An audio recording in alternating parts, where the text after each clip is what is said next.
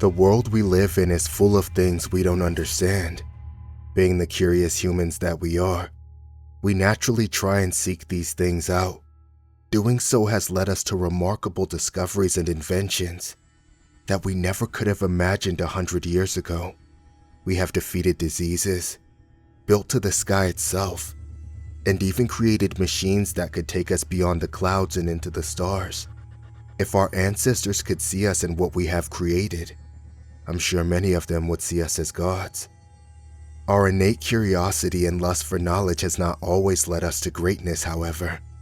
True evil and darkness have also been uncovered in humanity's conquest of knowledge.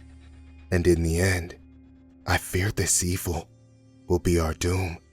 I do not say this from the standpoint of a great philosopher who has sat and simply pondered things either. No, I say this because I have seen it, experienced it. I was part of it. The event I am about to relate to you is true in its entirety.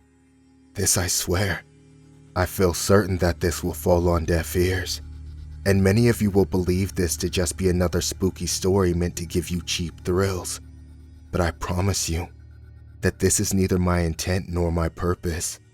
The purpose of this story is to simply warn you of what lurks beyond the veil of what we can see and understand, to show you what awaits us in the darkness, even if myself don't fully understand it.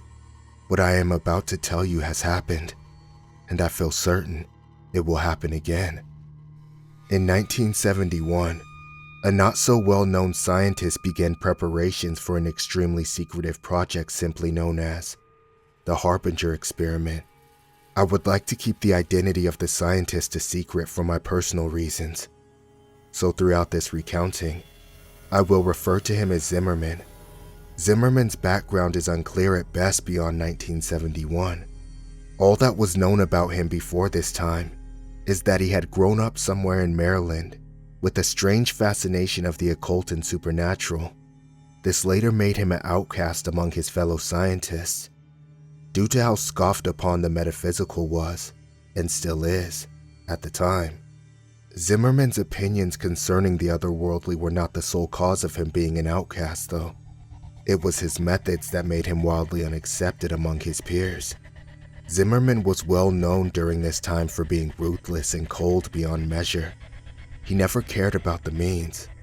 All that mattered to him was the results. And if he predicted the results to be valuable enough, anything would be worth obtaining them. It was this insatiable and brutal lust for the truth that made him feared among those that knew of him, and the few that knew of him and did not fear him believed in him and followed him and his work closely. The word Harbinger itself has such a mysterious and intimidating taste to it. Maybe it's the way it rolls from our tongues, or maybe it's simply due to its association with the project. But the word always seems to carry a certain amount of doom with it, which would make sense. The word itself means to warn or forebode.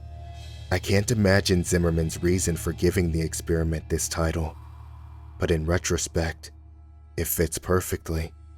Zimmerman came to a select few, me being one of them.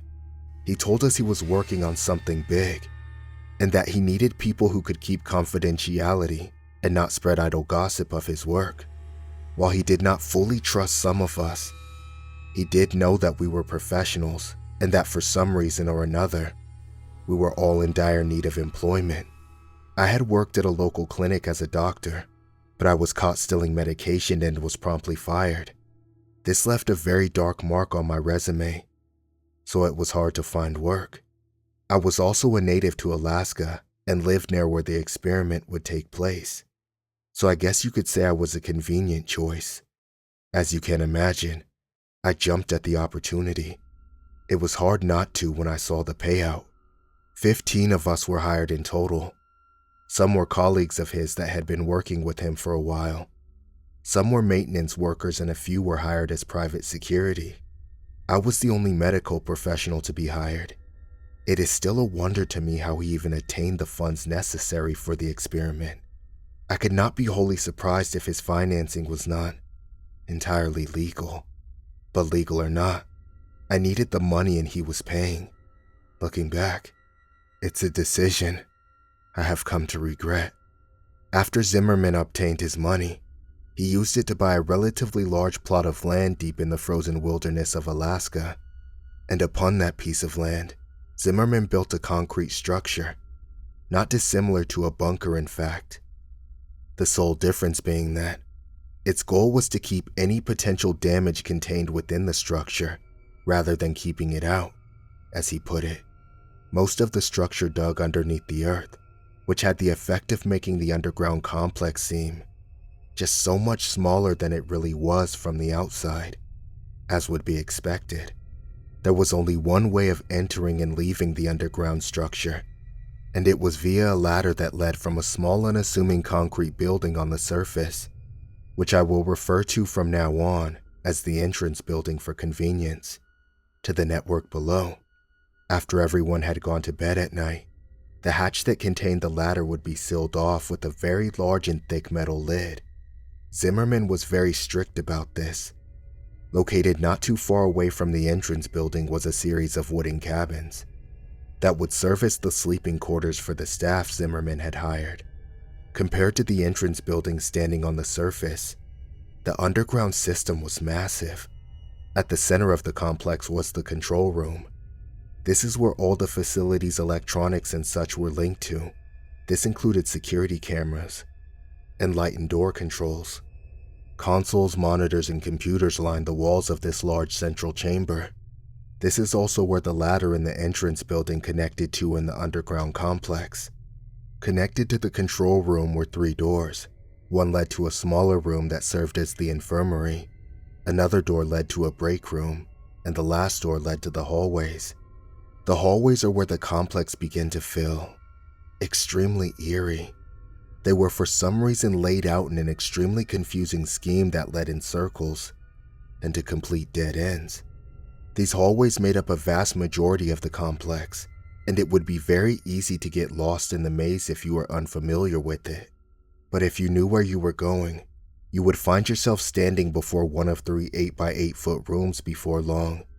Each room had a camera hooked to one of the corners of the room, and all 3 of those cameras were connected to a corresponding monitor in the control room. Cameras were also scattered throughout the hallways, so that whoever was watching their corresponding monitor could see anywhere they wanted to, when they wanted to. Thick metal doors stood at the entrance to each of the 3 8-by-8-foot rooms, and in order to open them, you would have to enter a 4-digit code into the panel located near the door. I remember when I first arrived at the complex, how badly the hallways frightened me.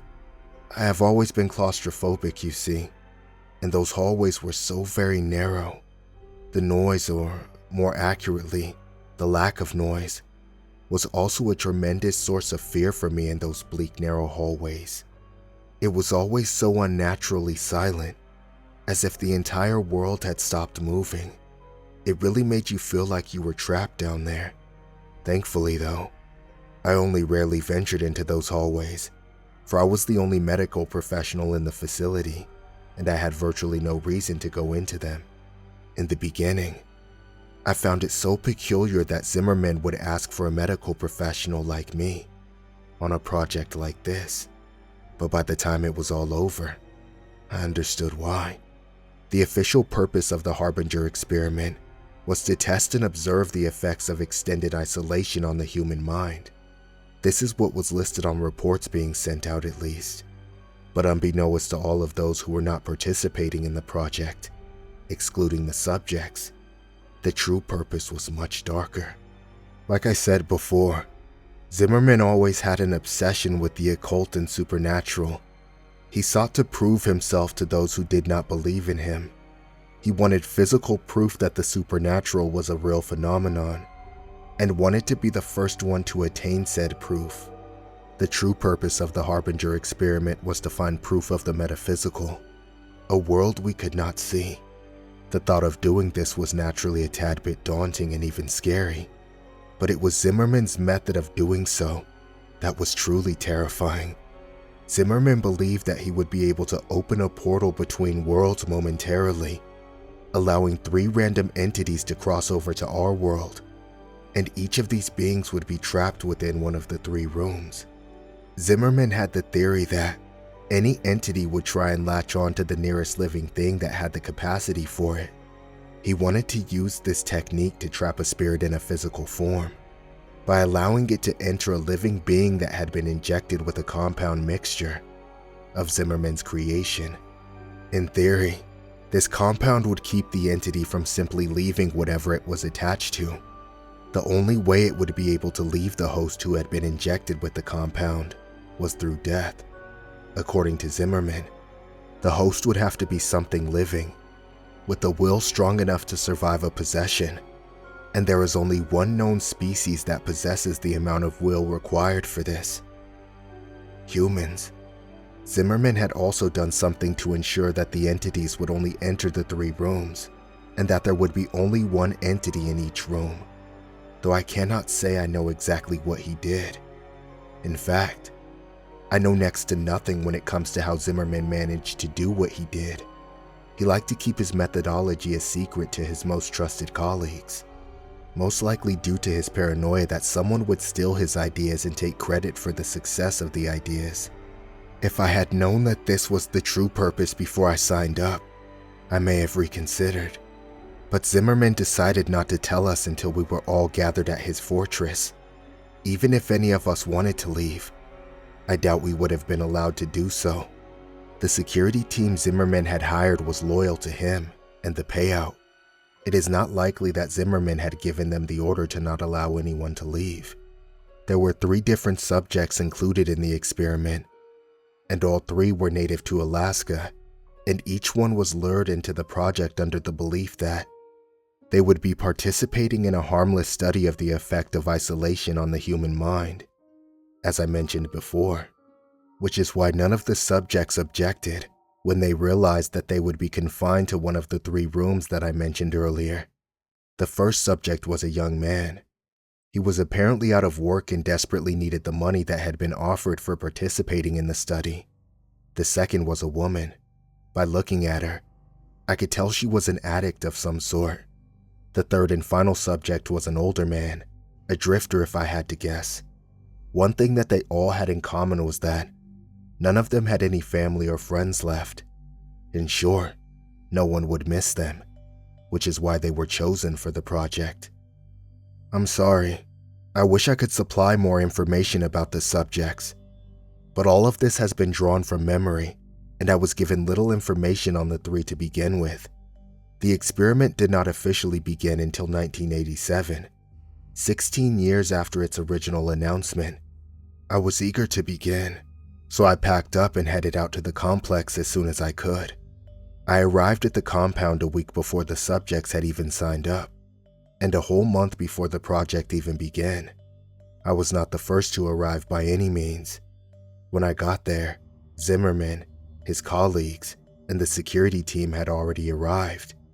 I suppose you could say I was among the people Zimmerman did not trust to arrive first. Everyone had about a week before the experiment began. There was a noticeable rift between those who were simply there for the money, like me, and those who were followers of Zimmerman. On October 15, 1987, all the preparations were in place. The subjects had been sealed in their rooms. The cameras, lights, and speakers were fully operational, and all the staff members had settled in. The time had come for the experiment to officially begin. Zimmerman asked everyone to report to the control room around 9 p.m. to witness the beginning of the experiment.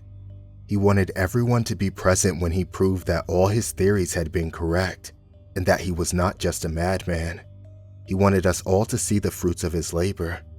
When everyone had finally gathered in the large control room, Zimmerman turned to us and simply said, "Observe." He then turned his back to us, leaned into the microphone that would project his voice through the 3 rooms, and then began chanting in a strange language that I feel certain no one but Zimmerman could understand. We all observed the 3 large monitors on the wall, silently waiting for something to happen. The subjects all stood in their room, dumbstruck by Zimmerman's chanting, staring at the monitors with confused expressions on their faces. After about 5 minutes, I felt something awful. I cannot explain what exactly it was, but a horrible feeling of dread washed over me, riddling me with fear. It was then that the ground actually began shaking abruptly and the lights began to flicker.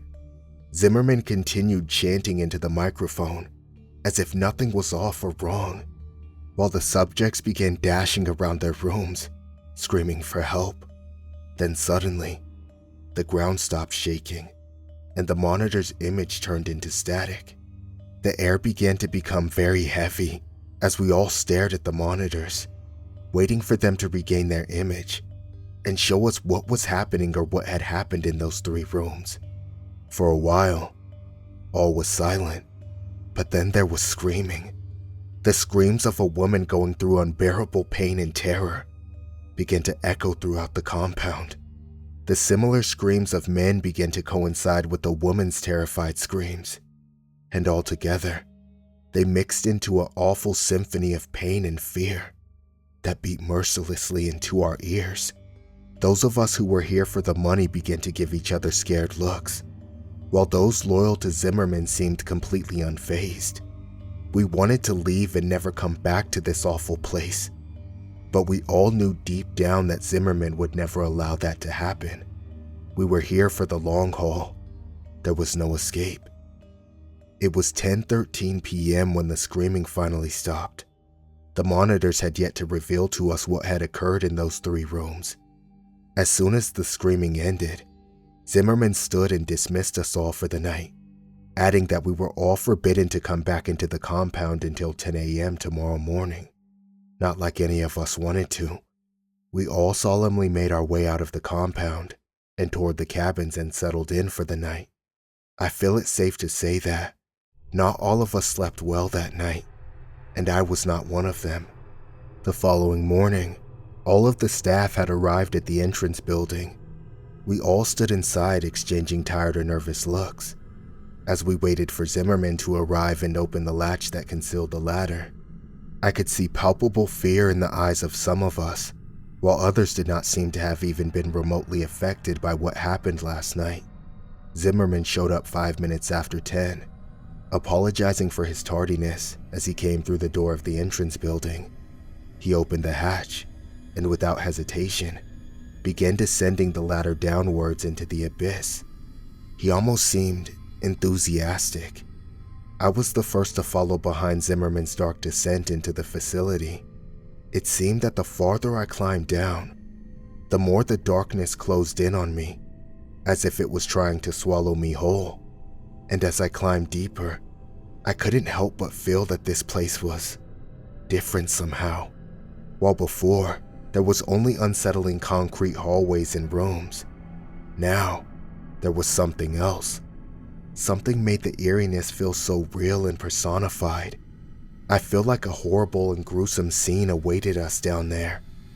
But I continued climbing downward, despite my fear and hesitation. This was no longer just a spooky bunker.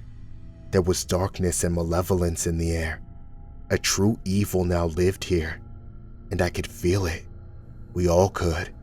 I finally felt my foot touch ground and let out a silent sigh of relief to be on solid ground.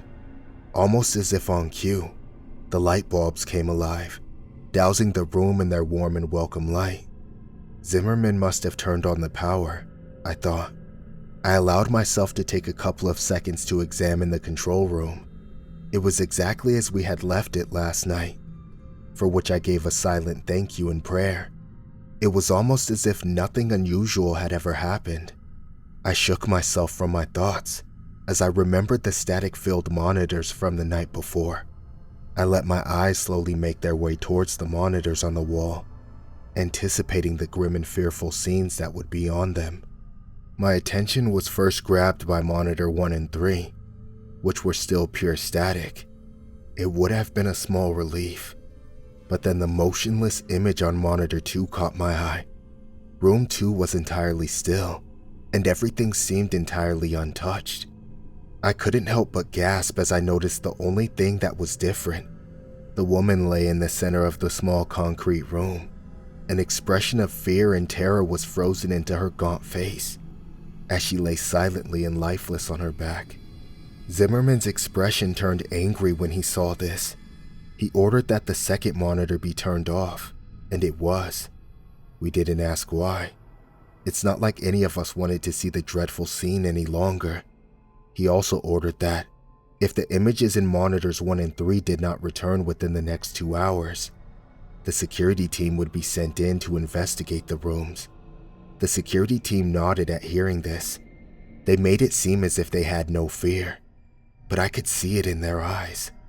The subtle loud tick-tock of the clock was the only sound that echoed through the control room while I stared at the monitors. An hour and 50 minutes had gone by, and static was still all that occupied monitors 1 and 3. All of the other staff members were working except for me. This was due to the fact that the project had been completely injury-free thus far, so I essentially had nothing to do but wait for someone to hurt themselves. Zimmerman, a couple of his colleagues, and I were the only ones that occupied the room. They quietly chatted amongst each other on the other side of the room, while I spent my time reading and pondering the situation I currently found myself in. I had clearly made a mistake coming here. The corpse lying in room 2 was evidence enough of this, and God only knows what waited us in rooms 1 and 3. My thoughts were soon interrupted as monitor 3's image returned. The clear image now displayed on the screen made everyone's eyes noticeably widen. What was displayed on the monitor was horrifying. A humanoid thing stood in the center of the room, staring directly at the camera, unmoving. It was wearing the jumpsuit that Subject 3 had been issued. But this clearly was not the same man that had entered the room. What caught my attention first was its eyes. They were solid black and twice the size of normal human eyes. They seemed so endless and so cold. Its head had also grown with the eyes, in such a symmetrical and unsettling manner. The being had also shed all the hair it once had, and even from the monitor, I could see how unnaturally smooth and clear its skin was. It had also seemingly grown in height and stature, which could be seen in the fact that the jumpsuit was now obviously too small for its wearer. Its limbs had grown especially long. Its arms hung almost as low as the creature's knees. What we were looking at now was in no way the same man we had sent inside. Fear was all I felt as I continued to stare into the monitor at the thing in the room, and my fear seemed to be shared by those around me, which made me feel kind of good. It may sound awful, but it was a bit satisfying to see that Zimmerman and his colleagues could feel fear too. But at the same time it was worrying, because this showed that this was not part of Zimmerman's plan. Something had gone wrong. We all stared into the monitor at the thing despite our fear. It was almost as if we were in a trance. My already present fear began to grow and spread rapidly through my body as I became lost in the creature's eyes, trapped in its terrifying hypnotic gaze. After what felt like forever, I managed to break eye contact with the creature and divert my attention from the monitor. And when I did so, I felt my fear levels drop considerably. After a short while, Zimmerman ordered his security team to make their way to Subject 1's door, just as he said he would. The security team left without question, armed with only batons and pistols.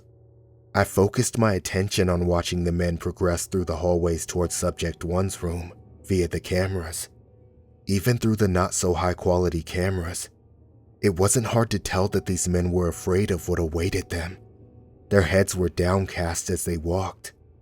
They did not possess the same confidence within them that they did when this project began. They looked like scared boys being sent off into a terrible war. Eventually, they made it to the door. We had perfect vision of them in the door via the hallway camera. One of them said something through one of their walkie-talkies and made a motion toward the camera.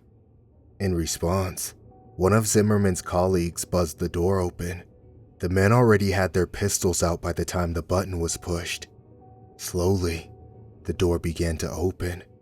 We all watched eagerly as the men began to approach the door, guns aimed inside.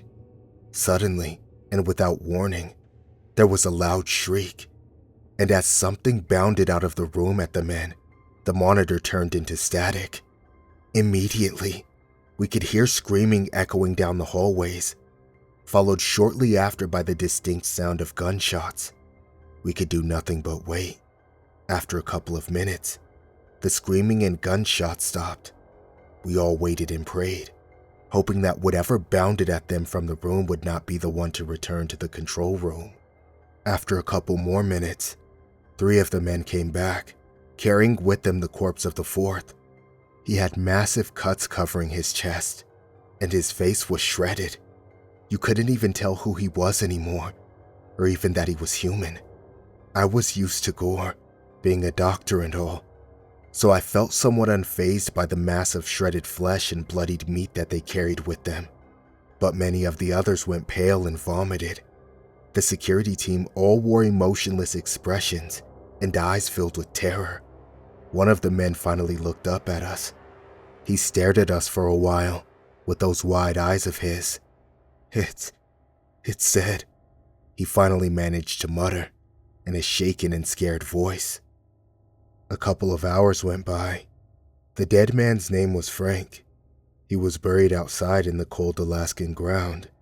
2 of the men were unharmed, physically at least.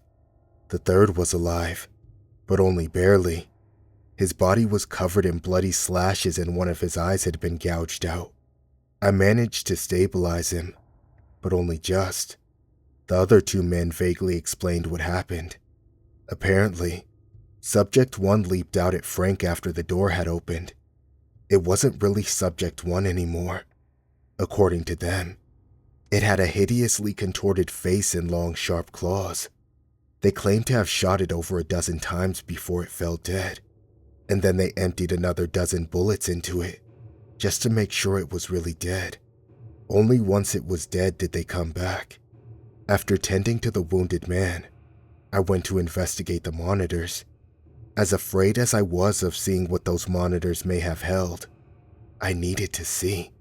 Subject 3 was the only one left now, and I needed to see it and make sure the creature was still in its room. It seemed to be more like a jail cell more than an ordinary room at this point though, which was probably a good thing. The cameras displaying Subject 1's room and the hallway outside, it still displayed a static-filled screen. No one was sent to repair them or investigate. We just had to hope that Subject 1 was well and truly dead. Monitor 3's image was exactly the same as I had left it. Subject 3 was still staring directly into the camera at us. He was still in the exact same position, and if it were not for the small fan in the corner of the room, I would think I was looking at a still image. In a way, I felt relief at seeing this. Relief that he was still in his room and had not escaped, while no one was looking. After everything quieted down, I noticed something especially unusual. There was a strange sound emanating from somewhere. At first, it was barely noticeable. The only reason I heard it was because of how extremely quiet it was in the infirmary. But as time went by, it slowly began to increase in volume. After about an hour, it was loud enough that everyone else could hear it too. After a couple more hours, its volume had increased so much that we could determine what the noise was. It was a song. One of the staff members identified it as Living in the Sunlight by Tiny Tim.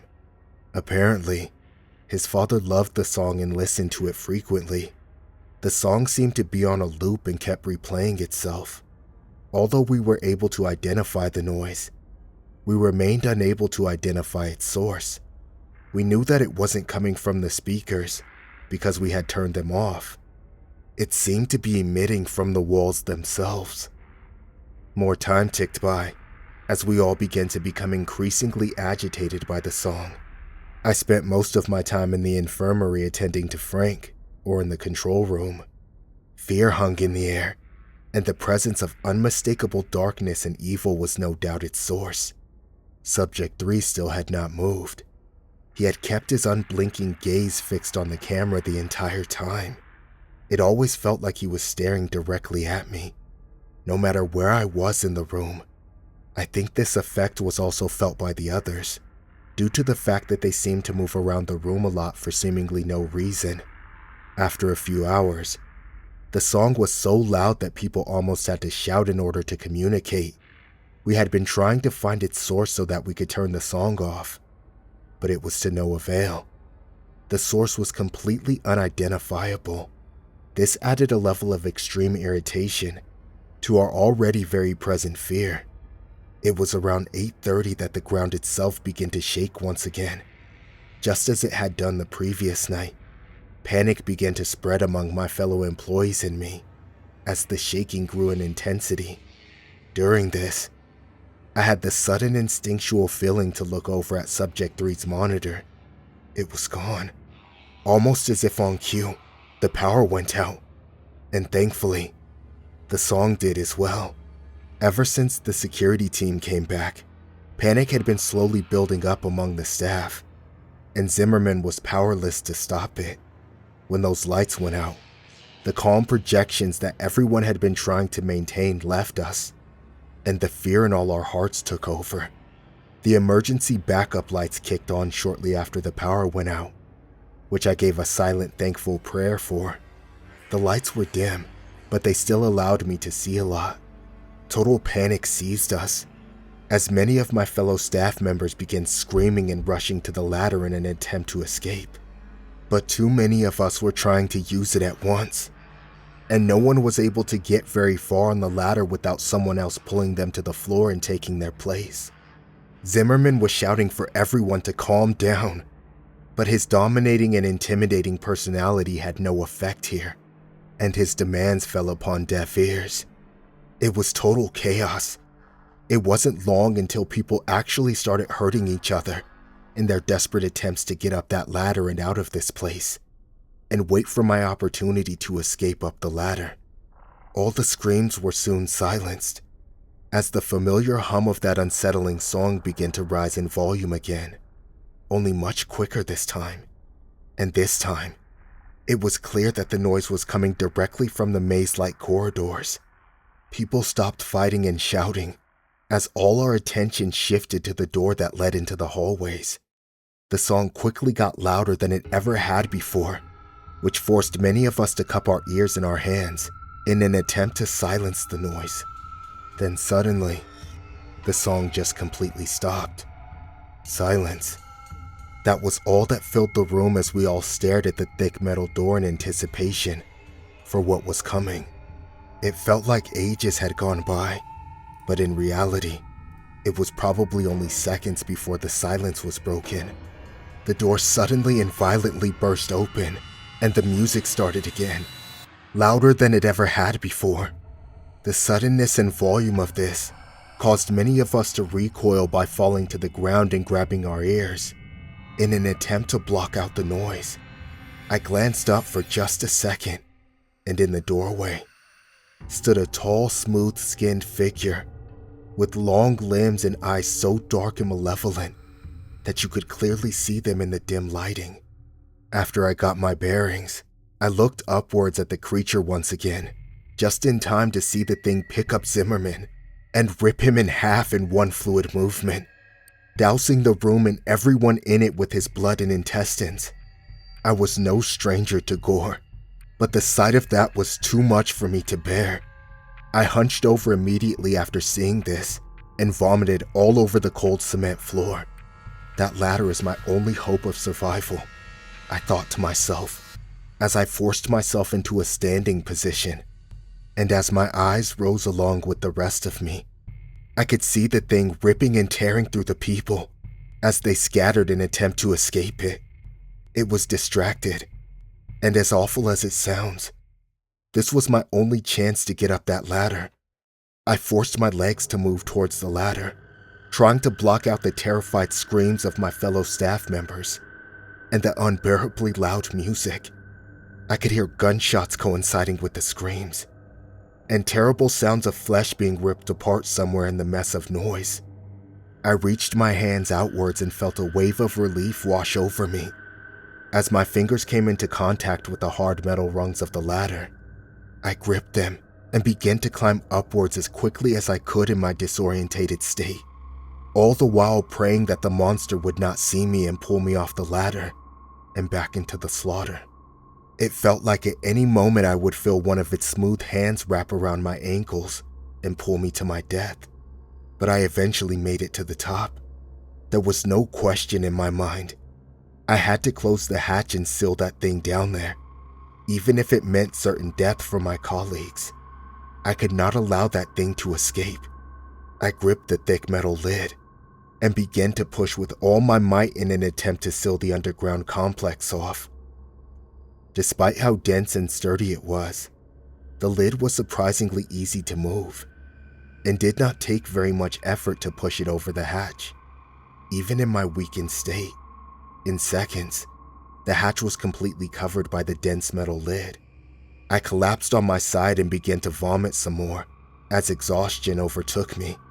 And as I lay there, I realized something. Aside from my labored breaths, the only thing I could hear was the faint echo of that song from down below. I felt as though I would lose more of my sanity if I continued to lay there and listen to that song. So I once again forced myself to my feet and began to make my way to the wooden lodge I had stayed in the previous night. It was where I had left my baggage and also where I had left my keys to my truck. Of the 15 staff members that took part in that forsaken experiment, I am the only one who survived. I have never returned to that awful place where all this happened, and I don't intend to. The project was very secretive, and Zimmerman was the only one who knew all the details of it. And as far as I know, no one is aware of my involvement aside from me. In fact, I am probably the only one who knows what the Harbinger Experiment truly was, let alone what actually happened. By now, you are probably wondering why I have told you all about something none of you should be aware of. Maybe you're expecting me to give you a speech about not messing with things you don't understand, or something along those lines. I hope not, for I have no speech to give or a lesson to impart. I began hearing a noise earlier today. Almost immediately, I recognized the noise as a very haunting and familiar song. I didn't even try to trace it to its source. I knew it would be pointless. And as the day has progressed, the song has increased in volume. It's loud enough now that I can very clearly make out the lyrics. I am completely unable to escape Tiny Tim's voice. It has followed me everywhere I have gone. Subject 3 is coming for me, and I know my time left in this world is extremely limited now. I guess you could say that I just wanted to tell the tale of the Harbinger Experiment before it was lost forever. I hope that you will take some lesson from what I have recounted to you, but I think we both know you won't. Let's be honest. You don't believe a word that I've told you, and I don't blame you. I wouldn't believe me if I were you. To you, this is nothing more than something you get cheap thrills from. You were probably mindlessly surfing the internet when you clicked a link and found yourself here, wherever you may be, listening to this story. And to be honest, I don't care if you believe me or not. Even if you do, it probably won't stop you from trying to uncover the truth of a darkness that few of us have ever seen. It certainly never stopped Zimmerman. If you want a lesson, look at what happened to him when he went seeking the truth. I pray that none of you ever have to see the evil I have seen. I hope you all get to live in the ignorance of what lies beyond the veil of what we can understand. It's here now. I can feel its black eyes burning into me, just as I could all those years ago. I am as much to blame as Zimmerman is for the monstrosity that is now free to roam the world, even if I was not the one to create it. I'm so sorry. Please, forgive me.